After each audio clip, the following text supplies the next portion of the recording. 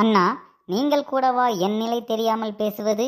என்னை இனி தாங்கள் உயிரோடு பார்க்க வேண்டுமானால் இந்த திருமணத்தை உடனே நிறுத்திவிட வேண்டும். யார் தடுத்தாலும் நான் மட்டும் இந்த திருமணத்தை நடத்தியே தான் தீருவேன்.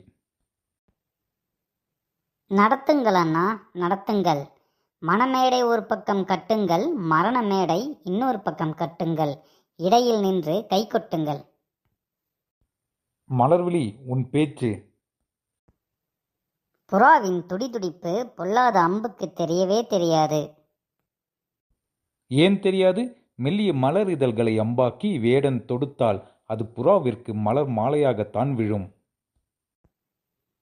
கரை புரண்ட வெள்ளத்தை கை கொண்டு அணைத்து விட முடியாது அண்ணா. நல்ல காலம் வருகின்ற நேரத்தில் தானாகவே துன்பப்பட போகிறாய். காலம் இல்லை அண்ணா, எனக்கு காலன் என்று சொல்லுங்கள்.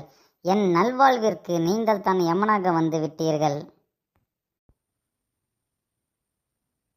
மலர்விழி, என் உயிரினும் மேலான உயிரே, ஒருக்கன் உனக்கு வலித்ததென்றால் எனக்கு உடலெல்லாம் வலியெடுக்கும் என்று உனக்கு தெரியாதா?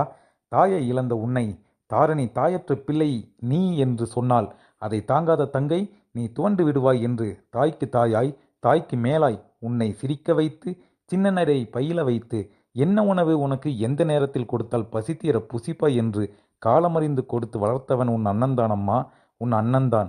என் உடலில் ஒவ்வொரு அங்கத்திலும் நீ நடக்காத இடமே இல்லை. தோலை தொட்டிலாக்கி தூக்கி வளர்த்தவன் நான். நானா உனக்கு தீங்கு நினைப்பேன்?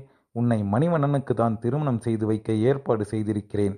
சற்று வேடிக்கை காட்டலாம் என்று இருந்தேன். நீ என்னை வேதனையாக்கிவிட்டாய்.